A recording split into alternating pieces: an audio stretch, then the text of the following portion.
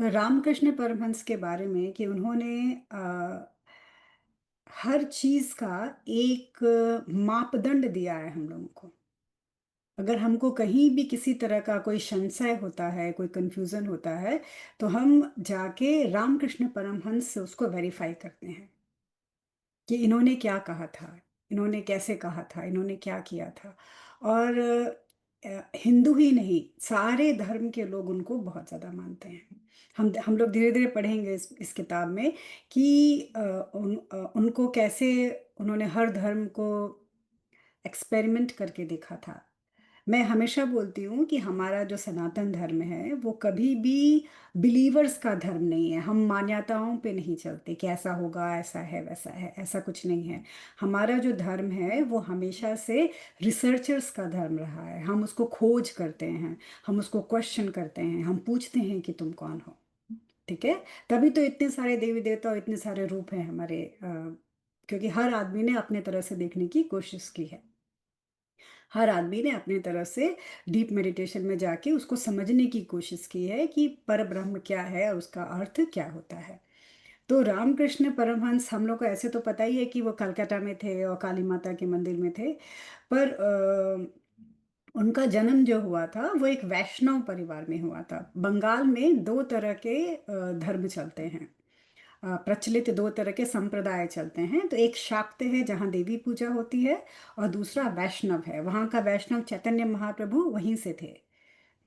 जितने भी हम चैतन्य महाप्रभु की कहानियां सुनते हैं, पूरा की पूरा जो इस्कॉन है, और उसके बाद से तुमको हर जगह हम देखते हैं कि चैतन्य महाप्रभु का हरे कृष्णा हरे रामा आया हुआ है। तो दो तरह की चीजें चल रही थी। चैतन्य महाप्रभु 14 या 15वीं शताब्दी में ऐसे माना जाता है कि उस वक्त थे। और उसके बाद से रामकृष्ण परमहंस जो है वो 18वीं शताब्दी में, 18th सेंचुरी में इनका जन्म हुआ था। तो इनके पापा जो थे वो वैष्णव थे, रामकृष्ण विष्णु को मानने वाले कृष्ण के डिवोटी थे। और इनके पिता की उम्र बहुत ज़्यादा हो गई थी, और उन पे जिस गांव में रहते थे उस गांव में जमींदार से कुछ उनका झगड़ा हो गया था, तो उनको अपना गांव छोड़ के किसी दूसरे गांव में जाके रहना पड़ा था। पहले ज़माने में ऐसा होता था कि अगर आप जमींदार से लड़ लोगे तो आप उस जगह पे नहीं रह सकते, तो आपको कहीं नई जगह जाके रहना पड़ेगा। तो जब ये नए गांव में गए तो चूंकि ब्राह्मण थे, तो दूसरे जो वहाँ के जो लैंडलॉर्ड थे, जो वहाँ के जमींदार थे, उन्होंने उनको थोड़ी जमीन दे दी कि ठीक है, जाइए अपना पालन पोषण करिए। पहले जमाने में लोगों की जरूरतें बहुत कम होती थी, तो थोड़ी सी जमीन है, अपना पकाएंगे और थोड़ा भिक्षाटन कर लेंगे, किसी से कुछ ले लेंगे और उनका काम चल जाएगा। ब्राह्मण थे। उन्होंने अपने पैदल चल के 60 साल, लगभग 60 साल की उम्र पे पैदल चल के वो रामेश्वरम गए थे। उसके बाद से वो गया गए थे, और सब जगह से पैदल गए थे 60 की एज पे। जब लौट के आए उसके साल भर के बाद उनको ये पुत्र पैदा हुआ, जिसका नाम उन्होंने गदाधर रखा। गदाधर मतलब क्या होता है कि जो गदा लेके चलता हो। तो गदा लेके कौन चलता है? हनुमान जी। हनुमान जी चलते हैं, और विष्णु भी तो गदाधारी हैं, उनके पास भी गदा रहता है। तो वैष्णव संप्रदाय के, तो उन्होंने गदाधर इनका नाम रखा कि ये। और 60, जब डैड इनके 60-62 के थे तब इनका जन्म हुआ था। तो यानी कि एकदम बुढ़े हो गए थे। तो इसका अर्थ क्या हुआ कि उन्होंने, इनके पिता ने जितनी जीवन भर साधना की थी, हम्म उस पूरी साधना से इनका जन्म हुआ था। और पहले जमाने में गाड़ी नहीं थी, ट्रेन नहीं था, कुछ नहीं था, तो लोग तीर्थाटन करने जब जाते थे तो पैदल चल के जाते थे। तो पैदल रामेश्वर, कलकत्ता से रामेश्वर गए और फिर वहां से लौट के वापस आए। उसके बाद से जो इनके जब ये छोटे थे तो अपने पिता के, जैसे गोद में उनके पिता रहते थे, तो हमेशा इनके पिता भगवान का नाम लेते रहते थे। तो इन्होंने अपने पिता से ही भगवान का नाम लेना शुरू कर दिया। होता है ना कि अगर बड़े लोग, अब ये इतने छोटे थे और 60 साल के इनके पिता, तो एकदम दादा पोते वाला रिश्ता था। तो ये उनसे कहानियां सुनते थे, और उनसे मतलब भगवान का नाम कैसे लिया जाता है ये उन्होंने उनसे सीख लिया। जब गदाधर जो थे वो 6 साल के थे, और वो अपने खेत में, जैसे बच्चे दौड़ते हैं खेतों में, वो खेत में दौड़ रहे थे, तो अचानक उन्होंने ऊपर देखा कि चारों तरफ एक बहुत ही बड़ा काला सा बादल आया हुआ है। उस काले से बादल में सफेद रंग का एक हंस उड़ रहा है। वो इतना सुंदर था, एकदम काला बादल और उसमें सफेद रंग का हंस उड़ रहा है। वो इतना सुंदर था कि उसको देख के ये इनकी अनकॉन्शियस हो गए, ये बेहोश जैसे हो गए और गिर गए। तो इस स्थिति को इनका पहला एनकाउंटर माना जाता है एनलाइटमेंट के साथ। पहली अवेकनिंग मानी जाती है जो इनके शरीर में 6 साल की उम्र में हो गई थी। हम्म? हम लोग चीजों के पीछे दौड़ते हैं, राइट? सुंदर स्विट्जरलैंड हो गया, कश्मीर हो गया, हमको डायमंड के पीछे दौड़ते हैं, सोने के गहने चाहिए, ये चाहिए, वो चाहिए। एक बार एक झलक अगर दिख जाए ना कि ईश्वर कितना सुंदर है, और अगर वो अपनी एक झलक दिखा दे हमको कि कितनी सुंदरता है, तो पूरा संसार उसके आगे क्या लगता है? मिथ्या लगने लगता है, झूठ लगने लगता है। तो 6 साल की उम्र में भगवान ने इनको अपना पहला दर्शन दिखा दिया कि देखो ये सुंदरता होती है, वो काला बादल और उसमें हंस। उसके बाद से ये बहुत देर तक बेहोश होके गिरे रहे। और जो इनके गांव वाले थे, इन्होंने देखा कि ये बच्चा खेत में गिरा हुआ है, तो उस बच्चे को उठा के लेके आए। और फिर जब उनसे पूछा गया तो उन्होंने बताया कि हाँ, मैं ऐसे जा रहा था, मुझे ये दिखा। लेकिन उस वक्त किसी को समझ में नहीं आया कि बच्चे को क्या दिखा, उसका अर्थ क्या होगा।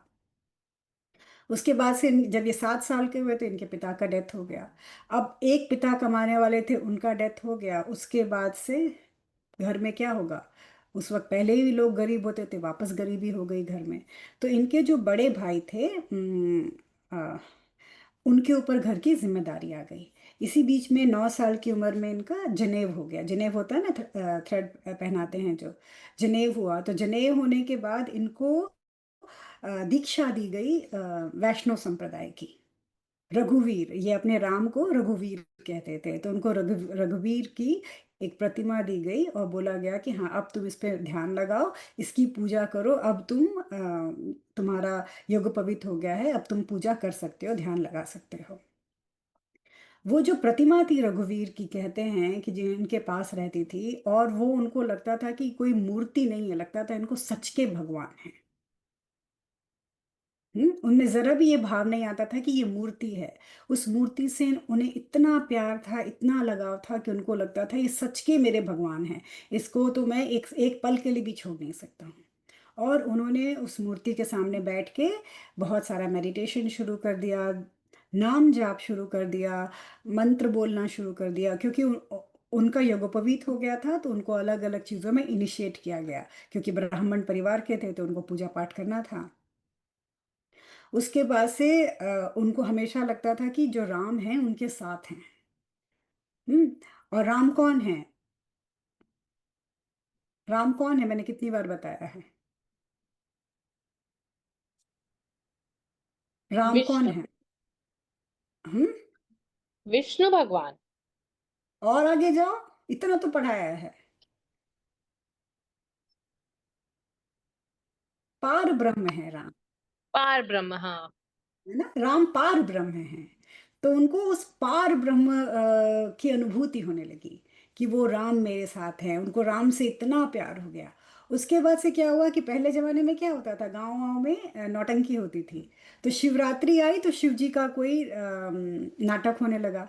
तो उसमें लोगों ने, गांव के लोगों ने इनको शिव बना दिया, इनके पूरे शरीर पे भस्म लगा दिया, और इनके गले में नाग पहना दिया, सब कुछ कर दिया। तो उससे क्या हुआ, इनको एकदम से लगा, जिसने भी इनको देखा, उन्होंने देख के इनको कहा कि ये तो शिव हो गए, कि इसने इतनी अच्छी एक्टिंग की स्टेज पे कि इनको देख के लगता है कि शिव शिव भगवान आके खुद ही एक्ट कर रहे होंगे। लोगों ने उस वक्त ये कहा कि रामकृष्ण की आंख बदल गई है। उनकी आंख बदल गई। आंख बदलने का मतलब कोई बता सकता है मुझको? आंख बदलने का मतलब ये होता है कि जब तक इन आंखों में बहुत सारे ख्वाब होते हैं, संसार से बहुत सारी चीजें चाहिए होती हैं, आंखों में चंचलता दिखती रहती है। पर जब हम उस परमात्मा की तरफ चले जाते हैं, उसमें लीन होना शुरू हो जाते हैं, तो ये आंखें एकदम खाली हो जाती हैं। ये ऐसी हो जाती हैं जैसे कि एक एक आंख में एक एक समुद्र हो। इतनी गहरी आंखें हो जाती। बड़े बड़े साधु संतों को उनकी आंखों को देख के समझा जाता है कि ये हैं।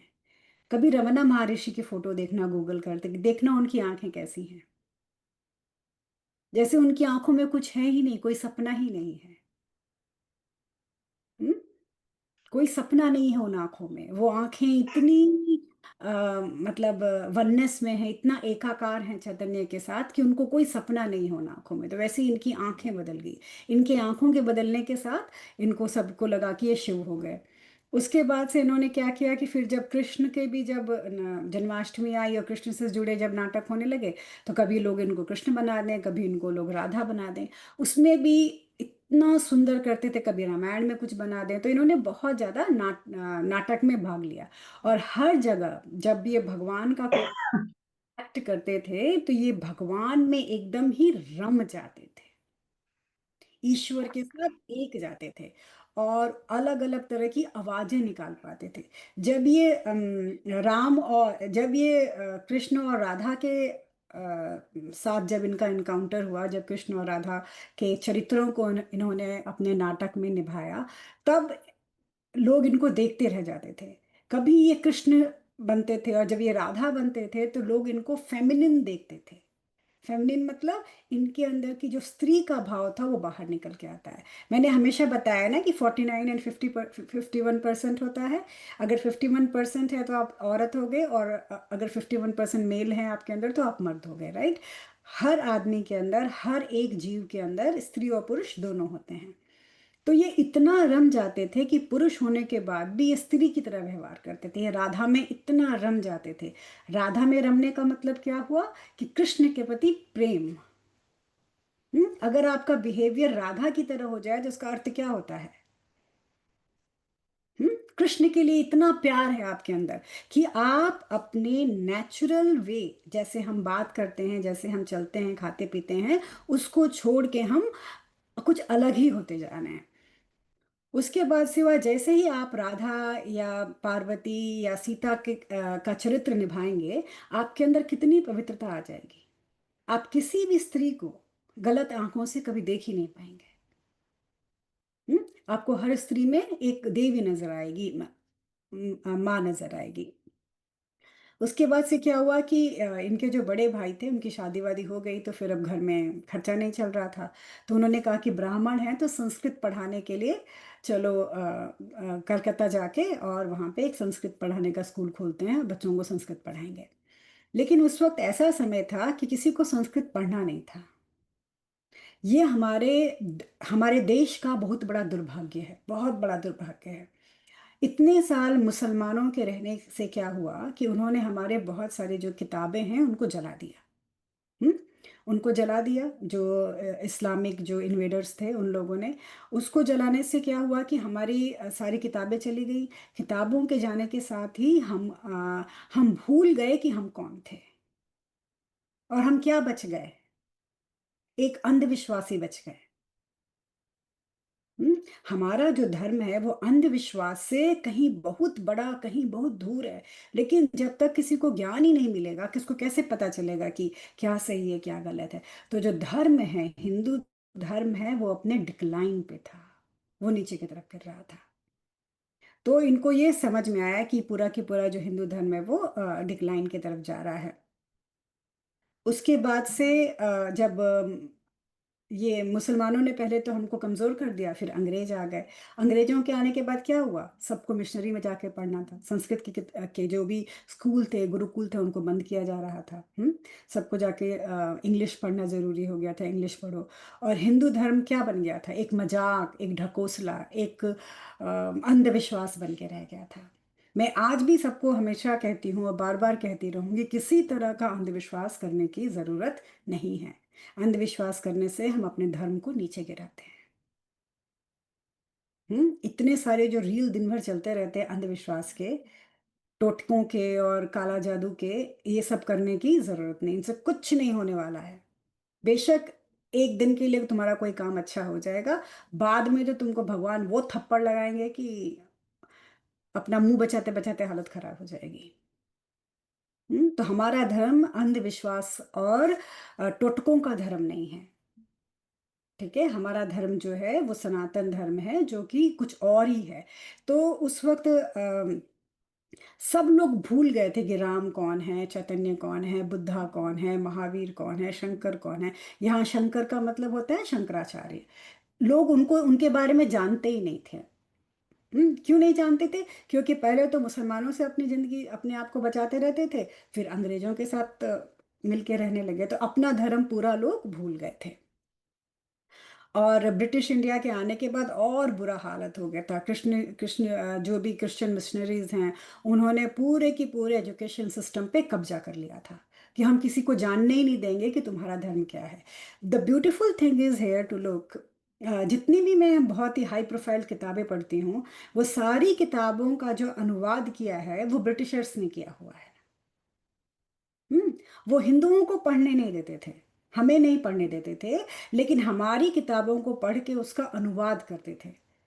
और उन्होंने ऐसा नहीं है कि अनुवाद गलत किया, उनके अनुवाद बहुत बहुत सही हैं। कुछ संस्कृत शब्दों का अर्थ इंग्लिश में नहीं होता तो वो नहीं कर पाए हैं। पर जब उनको देखो तो ऐसा लगता है पढ़ने के बाद, क्या हिंदुओं में कोई ज्ञान ही नहीं था? किसी को ज्ञान नहीं था कि खुद उठा के अनुवाद करता अपनी किताबों की? हर चीज का जो रेफरेंस आता है वो किसी न किसी ब्रिटिश या किसी फ्रेंच से लिखा हुआ किसी एक विद्वान का रेफरेंस होता है, जो कि इतनी शर्म की बात है। तो उन्होंने हमारा जो भी हाईएस्ट जो नॉलेज था, वो नॉलेज हमको, हम तक आने से रोका उसको, कि वो कॉमन लोगों के अंदर ये नॉलेज नहीं आना चाहिए।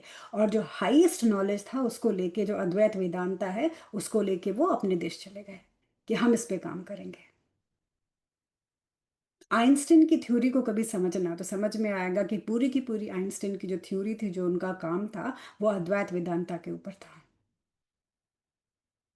जब बातें समझ में आती हैं, कंपेरेबल समझ में आते हैं, तो लगता है कि अरे ये तो हमारा था, ये इन्होंने कैसे ले लिया? और हमारे पास क्या बच गया? अंधविश्वास। बहुत ही सुंदर लाइन है, विवेकानंद ने कहीं लिखी हुई है कि मैं उस धर्म का क्या करूं जिस धर्म में बोलते हैं रोकी, राइट हाथ से पानी चढ़ाओ तो अच्छा है, लेफ्ट हाथ से पानी चढ़ा दो तो भगवान शायद उठ के भाग जाएगा। उस धर्म का मैं क्या करूं? वैसे देश के लोगों का मैं क्या कर सकता हूँ कि हमारा धर्म इतना गिर गया है कि लोग इसी में लगे रहते हैं कि किस हाथ से पानी चढ़ाएंगे तो सही है। उनको ये बात नहीं समझ में आती है कि पानी से परे भी बहुत कुछ है। जो ब्रह्म है वो पंच तत्व से परे है। उसको इन पंच तत्व में हो रहे ड्रामा से कोई फर्क नहीं पड़ता। मैंने बताया था ना, ब्रह्म क्या है? पंच तत्व से परे है। हाँ, तो पंच तत्व में तुम पानी राइट हैंड से चढ़ा दो या लेफ्ट हैंड से चढ़ा दो, क्या फर्क पड़ता है? मत चढ़ाओ पानी, मन करे एक बाल्टी पानी चढ़ा दो, क्या फर्क पड़ता है? हम हमें अपने आप को अच्छा बनाना होगा। तो उस रास्ते में रामकृष्ण परमहंस जो है वो बहुत ही सुंदर हैं। फिर उसके बाद से एक दक्षिणेश्वर में एक काली माता का मंदिर खुला। ये काली माता का जो मंदिर था, रानी रासुमनी ने ये मंदिर बनाया। रानी रासुमनी मेरे ख्याल से बांग्लादेश के तरफ की कहीं की थी, और तब तो पूरा बंगाल था वो, और वो शूद्र जात की थी। लेकिन रानी रासुमनी ने बहुत सारे मंदिर बनवाए, वो शूद्र थी। शूद्र होने से क्या हो गया कि कोई भी नामी ब्राह्मण आके वहां पूजा करना नहीं चाहता था उनके मंदिर में। तब जो रामकृष्ण के जो भाई थे, इनको पता चला, तो इनको पैसे की जरूरत थी, गरीबी थी ना बहुत ज्यादा, इनके पास कुछ था नहीं। तो इन्होंने कहा कि चलो कोई भी नहीं कर रहा है तो क्या हो गया, मैं ही जाके इस मंदिर में पूजा करूंगा। और वो रानी का मंदिर था। तो रानी का मंदिर कैसे था? वो बहुत बड़ा मंदिर था। उन्होंने कई गांव जो थे उस मंदिर के नाम कर दिए थे। देखो हमारे मंदिर पहले कैसे बनते थे, मैंने साउथ इंडिया में भी ये चीज़ देखी है। और दक्षिणेश्वर में भी मैंने जब पढ़ा तो ये बात मेरे समझ में आई। हमारे जो मंदिर हुआ करते थे, उनके नाम पे मंदिर बनाने वाले गांव और ज़मीन और तालाब दान कर देते थे, कि उस गांव से, उस ज़मीन से, उस तालाब से जो आमदनी होगी, उस मंदिर से, उस पैसे से मंदिर का खर्चा चलेगा। मंदिर इसलिए नहीं बनाया जाता था कि लोगों से डोनेशन मांगा जाए। आ रहा है समझ में? मंदिर इसलिए नहीं बनाया जाता था कि लोग डोनेशन दें। मंदिर जो होता था वो सेल्फ सस्टेन सर्कल होता था। जो मंदिर बना रहा है वो साथ में गांव भी देगा, वो साथ में उसके नाम कुछ बिजनेस करेगा, एक तालाब करेगा, और उससे जो आमदनी होगी, ऐसा नहीं था कि घी के लिए, तेल के लिए, प्रसाद के लिए वो लोगों से जा जाके डोनेशन मांगेंगे, ऐसा नहीं था। हम्म। भगवान के काम के लिए डोनेशन मांगने की क्या जरूरत है? भगवान का काम तो ऐसे ही होना चाहिए, तो सेल्फ सेल्फ सस्टेन था। तो इन्होंने काफी कुछ दिया था, आम का बगीचा था मंदिर के पास, बहुत सारी चीजें थी कि आप अपना बेचो, वहां पे बेच के पैसा लेके आओ, और मंदिर की जो खर्चा है मंदिर का चलेगा। तो इन्होंने और जो देवी की जो भी मूर्ति जो थी, बहुत ही सुंदर थी, क्योंकि रानी रासमणी देवी भक्त थी, काली की भक्त थी। तो उन्होंने सोचा कि ठीक है, मैं अपने हिसाब से हाँ, जैसा भी होगा मैं अपने हिसाब से मूर्ति बनवाऊंगी, और कोई ना कोई तो मुझे मिल ही जाएगा जो आके मेरा काम करे। रानी रासमणी जो थी वो विधवा थी, उनके पति नहीं थे। और उनकी जो बेटी थी, उनके बेटी के जो हस्बैंड थे, उनका नाम माथुर बाबू था। तो उन्होंने जो भी काम वो करवाती थी, वो माथुर बाबू से, अपने दामाद से करवाया करती थी, कि मेरा दामाद आके मेरा काम करेगा, मेरा जो भी राजपाट है उसका देखभाल करेगा। तो ये जो मंदिर बना था, ये बहुत ही बड़ा मंदिर था, और ये गंगा के बैंक पे था। कलकत्ता में गंगा जी बहती है, तो गंगा के किनारे था। और बहुत बड़ा जमीन था, फूलों का बगीचा था, फलों के बगीचे थे, और दो छोटे छोटे तालाब भी थे। तालाब क्यों थे? क्योंकि उस वक्त वाटर सिस्टम नहीं था, पाइप्स नहीं थी, तो अपने तालाब थे इनके पास, कि हमको अपने पानी के लिए किसी से जाके मांगना नहीं पड़ेगा। तो इनके पास अपने कुएं थे, अपने तालाब थे। और उसके बाद से गंगा के किनारे होने से इनका अपना घाट था, कि प्रीस्ट को या किसी को भी नहाना है, विजिटर्स को नहाना है, तो हमारा अपना घाट है, वहां से जाके आओ। मतलब देखो कि उस जमाने में भी कितना वेल ऑर्गेनाइज्ड था। उसके बाद से बहुत ही सुंदर टेरेस था, और अगल बगल में शिव के मंदिर थे। मेन जो टेम्पल था वो देवी का था, फिर शिव के मंदिर थे, विष्णु के मंदिर थे, अलग अलग भगवान के मंदिर थे, राधा कृष्ण के मंदिर थे। तो बहुत सारे यहाँ छोटे छोटे छोटे मंदिर थे, किचन था, और बहुत सारे रूम थे। रूम क्यों थे? कि जो विजिटर्स आएंगे उनके लिए, और जो लोग मंदिर में काम करते हैं उनके रहने का पूरा इंतजाम था, कि लोग वहीं पे रहेंगे, कि कहीं बाहर से आना जाना ना पड़े। उसी में एक जो रूम था वो रामकृष्ण परमहंस को भी बाद में मिला था। डाइनिंग हॉल था जहाँ पे सब बैठ के खाना खाएंगे। तो उस समय इतना सुंदर वेल डिजाइन था, हर जगह जो फर्श थी वो पक्की थी। ऐसा नहीं था कि मिट्टी उट्टी पड़ी हुई, हर जगह पक्की फर्श थी, कि आप आराम से जाइए आइए। और फिर वहां पे एक छोटा सा बंगला था, जिसमें रानी रासमणी के परिवार के जो लोग आते रहते थे मंदिर में, वो लोग उसमें जाके रहते थे। जो शिव थे वहां पे, उस पूरे कॉम्प्लेक्स में 12 शिव मंदिर थे। तो काली माँ का तो था, लेकिन जो बड़े बड़े कॉम्प्लेक्स नहीं होते कि अलग अलग भगवान के मंदिर होते हैं, तो 12 शिव मंदिर थे। फिर राधा कृष्ण का मंदिर था, और जो मेन टेम्पल जो था वो था माँ काली का। माँ काली को यहाँ पे बहुत सुंदर नाम से कहा जाता है, भवतारिणी। याद है भव का मतलब मैंने बताया था जब हम पढ़ रहे थे कुंभ के बारे में? भव का मतलब बताया था मैंने जब हम पढ़ रहे थे कुंभ के बारे में। भव मतलब होता है होना। Like what? Oh, भव मतलब होता है होना। हम्म। भव, और इसी भव को क्या कहा गया है? हमारा होना ही एक समुद्र के, एक एक परेशानी वाले समुद्र के समान है। कि हम फंसे हुए हैं जंजाल में, तो भव, हमारा होना ही भव है। हमें तारना, हमारे होने को मुक्त कर देना, उसको मोक्ष कर देना में ले जाना, भव तारिणी। जिसने हमें भव से, हमारे होने से हमें मुक्ति दे दी। हमारे होने से मुक्ति का मतलब क्या हो गया? हमारे अंदर का अहंकार जो था, हमारे अंदर का ईगो जो था, वो खत्म हो गया। हम हैं, इसका अर्थ क्या होता है? हमारा ईगो। हम्म। हम अपनी प्रेजेंस कैसे दिखाते हैं बार बार? अपने ईगो से, कि हम हैं। और वही ईगो जब नहीं रहेगा, तो हम इस संसार से हम बाहर निकल जाएंगे, हम मोक्ष हमको मिल जाएगा। तो काली माँ की किस रूप में स्थापना की गई? भवतारिणी के रूप में। माँ जो सबको तारण करती हैं, सबको मुक्ति देती हैं, सबको मोक्ष देती हैं। बहुत ही ध्यान से और भक्ति भाव से सुनो, उससे ही रामकृष्ण परमहंस के आशीर्वाद से स्पिरिचुअल अवेकनिंग हो सकती है सबके बॉडी में और सबके माइंड में। ठीक है, उनका ग्रेस मिलेगा क्योंकि उन्होंने बहुत सुंदर सुंदर शब्दों का इस्तेमाल है इस पूरी चीज़ों में।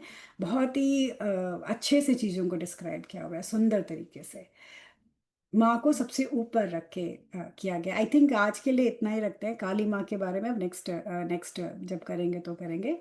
और याद है जब हम त्रिपुर सुंदरी पढ़ रहे थे तो हमने आइकोनोग्राफी क्या देखी थी? हमने ये देखा था कि नीचे चार देवता हैं, ब्रह्मा विष्णु महेश और ईश्वरा हैं। हाँ, उसके ऊपर से शवरूप महादेव हैं जिनको सदाशिव कहा जाता है। हाँ, उसके ऊपर से कमल का फूल था, उसके ऊपर ललिता त्रिपुर सुंदरी बैठी हुई थी। ये हमारा आइकोनोग्राफी था ललिता त्रिपुर सुंदरी के लिए। सेम वे काली माँ का आइकोनोग्राफी क्या होता है? सेम वे होता है। ब्रह्मा विष्णु महेश और ईश्वरा उनके आसन को पकड़ते हैं, फिर श्वेत रूप शिव होते हैं जिनके ऊपर वो खड़ी होती हैं। ललिता त्रिपुर सुंदरी में वो बैठी हुई थी, सुंदर तरह से अच्छे कपड़े पहन के सज धज के बैठी थी। माँ काली में क्या होता है कि वो शिव के हृदय पे खड़ी होती हैं। शिव के हृदय पे फिर कमल का फूल होता है, कहीं कहीं उनको डायरेक्ट शिव के हृदय पे दिखाया जाता है और कहीं कहीं दिखाया जाता है कि नीचे कमल का फूल है, उसके ऊपर सदाशिव हैं और उस सदाशिव के ऊपर वो खड़ी हैं। तो जो सदाशिव हैं यहाँ पे वो कौन हो गए? महाकाल हो गए। सदाशिव कौन हो गए? महाकाल हो गए। तो ललिता त्रिपुर सुंदरी 10 महाविद्याएं जिस शिव के ऊपर खड़ी होती हैं, वो शिव जो है वो सदाशिव है, महाकाल है, उसके ऊपर देवी होती हैं। हम्म।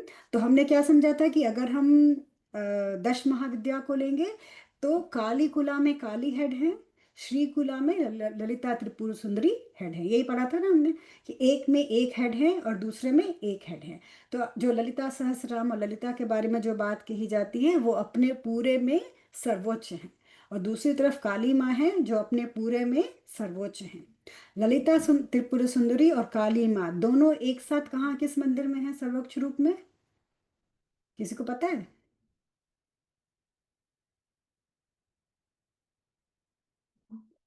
कामाख्या। कामाख्या का जो टेम्पल है उसमें कहा जाता है कि दशों महाविद्याएं हैं, ललिता त्रिपुर सुंदरी भी हैं और काली हैं, दोनों ही हैं वहां पे। तो कुछ लोग जो तंत्र साधना करते हैं वो ललिता त्रिपुर सुंदरी के लिए करते हैं, कुछ लोग जो तंत्र साधना करते हैं वो काली के लिए करते हैं, और दूसरी जो 10 महाविद्याएं हैं उनकी पूजा होती है वहां पे। पर उनकी जब फोटो देखो तो जब भी किसी भगवान का फोटो देखो तो हमेशा आंख खोल के देखो उसको कि उसमें दिख क्या क्या रहा है। अब उनके गहने मत देखने लगना बैठ के, उनके आयुध देखना कि हाथ में उनके आयुध क्या क्या हैं, उन आयुधों का अर्थ क्या होता है। हम्म। और वो कहाँ बैठे हैं और उनका जो साथ में जो भी उनका वाहन है वो वाहन हमें क्या दिखा रहा है। तो धीरे धीरे भगवान समझ में आने लगेंगे कि ये ऐसे हैं। तो जब भी उनको देखो तो जस्ट उनको इनका चेहरा नहीं देखो, उनके पूरी बॉडी को देखने की कोशिश किया करो कि ये दिख कैसे रहे हैं, इनका अर्थ क्या है। हम्म। जितना हम उनके अंदर जाएंगे, कोशिश करेंगे उनको समझने की, उतना ही वो अपने बारे में हमको ज्ञान देंगे।